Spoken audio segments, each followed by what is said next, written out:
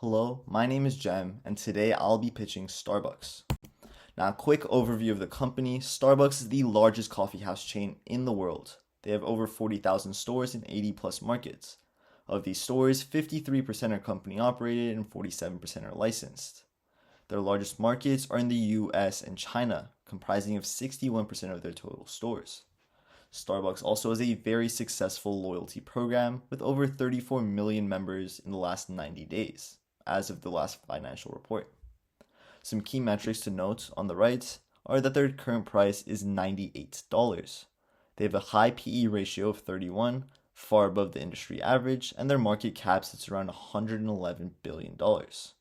Their target price, based on many financial estimates online, is around $112, which gives them a 14% upside. Now going to the industry overview, Starbucks operates within the coffee and snack shop industry. In particular, Starbucks is mainly based in the US. The US coffee and snack shop industry experiences an annual growth of around 6.9%. The industry now has a revenue of $74.3 billion and is very large, comprising of 85,000 businesses and 900,000 employees. Some trends within the industry include the fact that coffee shops are most popular in highly dense areas, such as New York City, and the fact that coffee shops dominate this industry, far exceeding snack shops, allowing them to offer premium selections. Some other trends to note are that the specialty coffee market in the United States has grown immensely, being worth around $47 billion right now, and being projected to grow 9.5% in the next 5 years, with a projected market size of around $82 billion in 2030. Starbucks leads this market as well. Now here's some graphs to look at. On the right, we can see how the coffee market size has grown over the last few years and is projected to consistently grow for the next few. Now, going to why I believe that Starbucks is a good investment. 1. Corporate restructuring. Last year, Starbucks got a new CEO, Brian Niccol. Brian Niccol was previously the CEO of Yum Brands and, most importantly, Chipotle. During his tenure at Chipotle, there was a 900% increase in the stock price in just 6 years. Thus, his hiring gives investors confidence that he can recreate the same success. Now, under Brian Niccol's tenure, there's already been some significant changes, such as Starbucks' Back to Starbucks campaign. This campaign encourages the sit-in-style coffee house that Starbucks had originally intended to be. They've already implemented self-serve condiment bars, free refills for those who sit in locations, simplified menus. They've also simplified mobile orders in order to incentivize consumers to sit in Starbucks locations, along with many other features. Now, another major opportunity for Starbucks is through global expansion. Starbucks' largest international market is in China. However, their market share in China has declined from 34% in 2019 to 14% in 2024. In 2023, they lost their spot as market leader to Luckin, a local chain brand. Now, the reason for Starbucks' declining market share in international markets is because competitors are able to offer cheaper prices. However, this remains an opportunity for Starbucks, as through their new leadership, Starbucks hopes to focus on providing a premium experience rather than competing on cost in order to gain a strategic advantage over these competitors. Now, another one of Starbucks' strategic advantages is their pricing power. Starbucks has been able to build an economic moat through their pricing power and cost advantage. The average amount spent per transaction at Starbucks was $7.79, which is much higher than the average amount at competitors such as Dunkin' Donuts, which merely sat at $3.92. Starbucks' strong brand power contributes to its cost advantage. Starbucks spends only around 1% of its revenue on advertising, though this number is likely increased with the hiring of Brian Niccol. However, it's still much lower than the 5% by Dunkin' Donuts and the 3% by McDonald's. Now, it's also important to note that with the hiring of Brian Niccol, there's been significant operational efficiency changes.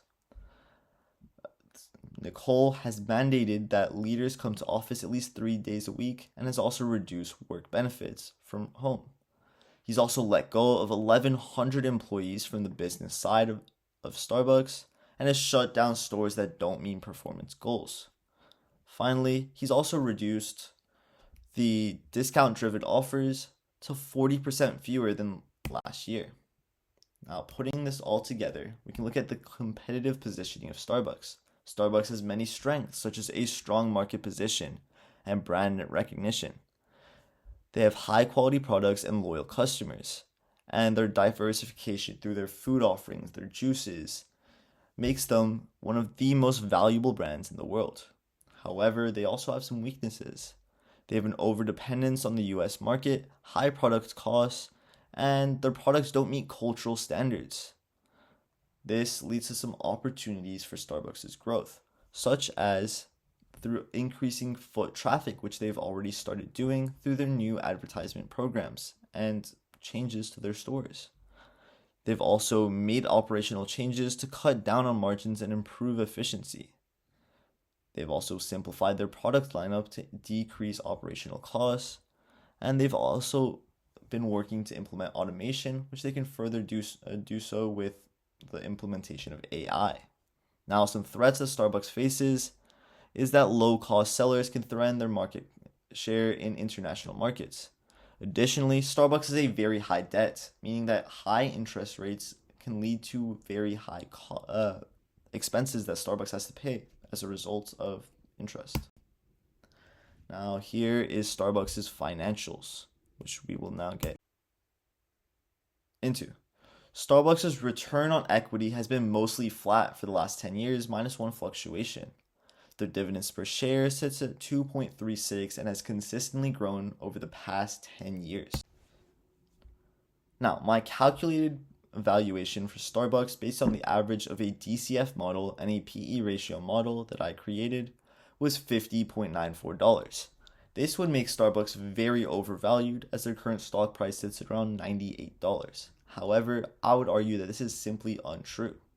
Starbucks has already shown signs of improvement and their stock price is steadily increasing. Additionally, due to all of the opportunities that I outlined earlier, I believe that Starbucks' stock has great room for growth. Thus, despite this valuation suggesting that they're overvalued, me, much like many other investors online, have great belief in Starbucks and their ability to grow in the next few years. Now, getting into some of the risks associated with investing in Starbucks, the threat of new entrants into the market is moderate, as the barrier of entry is not very high. However, Starbucks' scale and efficiency still separates them from new entrants.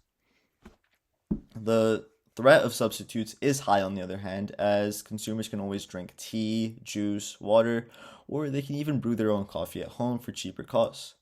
Supplier power is low to moderate, as there's many coffee farms that Starbucks can source their coffee from. However, this may lead to a change in the taste of the coffee, which could decrease consumer satisfaction. Customer power is medium, as no individual consumer can change Starbucks. However, excessive pricing can lead consumers to look to alternatives. Finally, competitive rivals is high, as Starbucks has many rivals in international markets, as discussed earlier. Now, according to their most recent global impact report, Starbucks had $1 billion in ongoing investments that year. 6,000 of their stores became greener. They worked with many farms across 30 plus coffee sourcing countries. They awarded $24 million in grants to the Starbucks Foundation, and they paid off 12,000 college students' tuitions through a partnership with Arizona State University. We can see that Starbucks is about average in terms of their ESG risk score, and that they're not involved in any controversial areas. When looking at opportunities to incorporate AI into Starbucks' operations, Starbucks can use AI to help guide customers make purchases. They can use it to improve supply chain management and manage inventory levels, and they can even use it for better supply planning through forecasting. My overall recommendation is that Starbucks is a buy.